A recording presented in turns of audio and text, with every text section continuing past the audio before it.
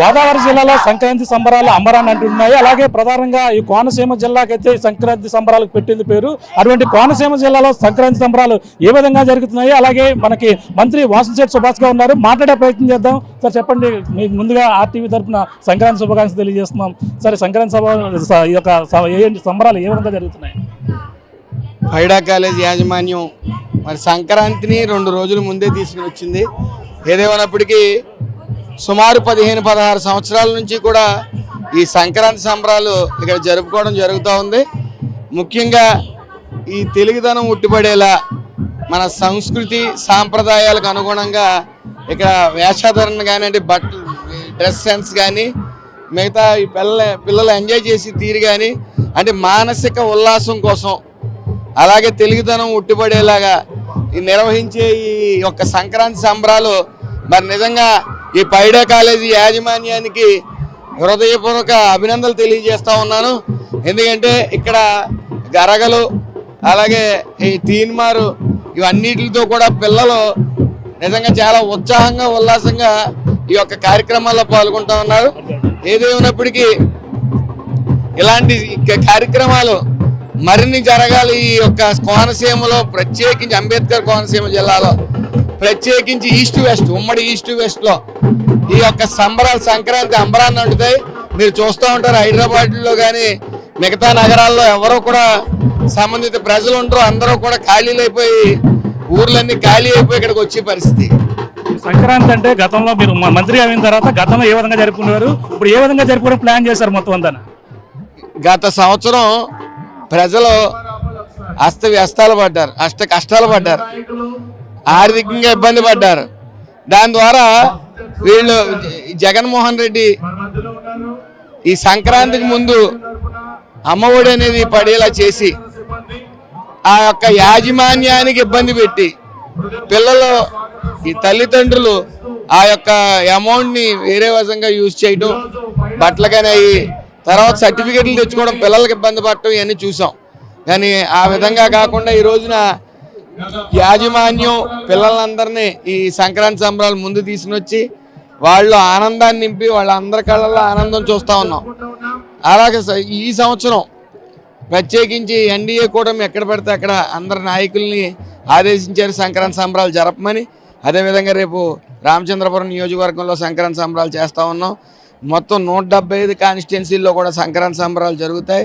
ప్రజలందరూ సంతోషంగా ఉంటారు. ఎన్డీఏ కూటమి నారా చంద్రబాబు నాయుడు గారు, పవన్ కళ్యాణ్ గారు, లోకేష్ గారి ఆధ్వర్యంలో ప్రజలందరూ సుఖ సంతోషాలతో ఉంటారని నేను ఖచ్చితంగా చెప్పగలను. సంక్రాంతికి ఏదైతే పౌరుషానికి ప్రతీకగా చెప్పుకునే కోడి పందాలు ఏ విధంగా, అంటే మనకి సాంప్రదాయ కోడి పందాలను ఏ విధంగా జరుపుకునేందుకు మనకు ప్రభుత్వం నుంచి ఏ విధంగా ఉండొచ్చు అంటారు? యాక్చువల్గా అది కోడి పందాలు అనేది దూరంగా ఉండమనే ప్రభుత్వాలని చెబుతూ ఉంటాయి. అవి లీగల్ కాదు. కాబట్టి సంక్రాంతి సంబరాలు కోడి పందాలే కాకుండా ఇలా కూడా చేసుకోవచ్చని ఆదర్శంగా నిలిచారు పైడా కాలేజ్ వాళ్ళు. వీటిని ఆదర్శంగా తీసుకుని గత 15 సంవత్సరాల నుంచి చేస్తున్నారు. కాబట్టి వీటిని ఆదర్శంగా తీసుకుని ముగ్గుల పోటీలు, ఎడ్ల పోటీలు, పడవల పోటీలు ఇవన్నీ ప్రోత్సహిస్తూ ఉన్నారు. వీటిలో కూడా ఆనందం వెతుక్కోవచ్చు అనే ముఖ్య నినాదంతో ఈ యొక్క సంక్రాంతి సంబరాలు జరుపుతూ ఉన్నాయి. అంటే కోనసీమ జిల్లాలో మరి ఈ యొక్క పాత పురాతన సంప్రదాయం కనుమరుగే అవకాశం ఉందంటారా? కత్తులు కట్టకుండా చేసుకునే కార్యక్రమాలు కూడా, పందాలు కూడా ఉన్నాయి. ఆ కత్తులు నిషేధించి ఆ కార్యక్రమాలు చేసుకుంటే బాగుంటుందని నా అభిప్రాయం. కూటమి ప్రభుత్వంలో ప్రజలందరూ కూడా మీరు ఏం చెప్తారు, పండగని ఏ విధంగా సెలబ్రేట్ చేసుకోవాలని మీరు చెప్తారు?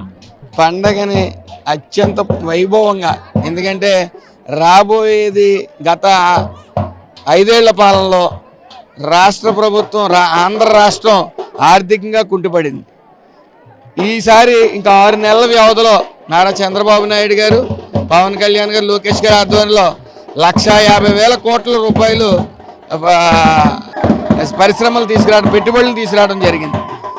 అవి మన రాష్ట్ర ఆర్థిక అభివృద్ధికి దోహదపడతాయి. ఏదేమైనప్పటికీ ఈ 5 సంవత్సరాల్లో మనందరం సువర్ణ ఆంధ్రప్రదేశ్ని చూడబోతా ఉన్నాం. మీ ఆర్టీవీ ద్వారా మీ నాయకులు చంద్రబాబు నాయుడు కావచ్చు, పవన్ కళ్యాణ్ గారికి మీ శుభాకాంక్షలు ఏమని చెప్పి ఈ యొక్క ఆర్టీవీ ఈసారి అడిగిన క్వశ్చన్కి శుభాకాంక్షలు. ఆల్రెడీ చంద్రబాబు నాయుడు గారు, పవన్ కళ్యాణ్ గారు, లోకేష్ గారు శుభాకాంక్షలు తెలియజేయడం జరిగింది ఆంధ్ర రాష్ట్ర ప్రజలందరికీ. చూస్తూ ఉన్నాం ఇక్కడే కాదు ప్రతి చోట కూడా రాక్షస రాజ్యం పోయి రామరాజ్యం వచ్చింది. అలాగే నారా చంద్రబాబు నాయుడు గారికి, పవన్ కళ్యాణ్ గారికి, లోకేష్ గారికి ఈ ఆంధ్ర రాష్ట్ర ప్రజలు అలాగే రామచంద్రపురం నియోజకవర్గ ప్రజల తరపున కూడా నా ప్రత్యేక నమస్కారాలు తెలియజేస్తా ఉన్నాను. ఈ నిరంతరం 24/7 ఈ ఆంధ్ర రాష్ట్ర ఆంధ్ర రాష్ట్ర ఆర్థిక అభివృద్ధి కోసం పనిచేస్తూ 2 లక్షల సుమారు పెట్టుబడులు తీసుకురావడానికి కొన్ని నెల రోజుల్లో సిద్ధం చేశారు. మరి త్వరలోనే మనం వాళ్ళు ఆధ్వర్యంలో సువర్ణ ఆంధ్రప్రదేశ్ చూడబోతూ ఉన్నాం. కాబట్టి వాళ్ళ నాయకత్వంలో ప్రజలందరూ సుఖ సంతోషాలతో ఉండాలని, అందరి జీవితాల్లో వెలుగుని నింపుతారని ఆశిస్తూ థ్యాంక్ యూ సార్. చూస్తున్నా ఇది పరిస్థితి. మంత్రి వాసుదేవ్ సుభాష్ గారి ఆధ్వర్యంలో ఇక్కడంతా కూడా సంక్రాంతి సంబరాలు అయితే అంబరాన్ని అందుతున్నాయి. అలాగే ప్రధానంగా కోనసీమ జిల్లాలో కోడి పందాలు సాంప్రదాయబద్ధంగా జరుపుకోవాలంటూ, అలాగే ఇటువంటి ఇంకా మరికొన్ని సంప్రదాయబద్ధంగా కోనసీమ జిల్లాలో పందాలు నిర్వహించుకుండగా అందరూ కూడా పండగ వాతావరణంలో ఆంధ్ర రాష్ట్ర ప్రభుత్వం పండగ జరుపుకోవాలని ఈ యొక్క మంత్రి వాసుదేవ్ సుభాష్ గారు చెప్తున్న పరిస్థితి ప్రధానంగా ఉందని చెప్పాలి. ఇది కూడా తాజా పరిస్థితి. మరిన్ని వీడియోస్ కోసం ఛానల్ ని సబ్స్క్రైబ్ చేయండి. లేటెస్ట్ అప్డేట్స్ కోసం వాట్సాప్ ఛానల్ ని ఫాలో అవ్వండి. ఆ లింక్ డిస్క్రిప్షన్ లో ఉంది.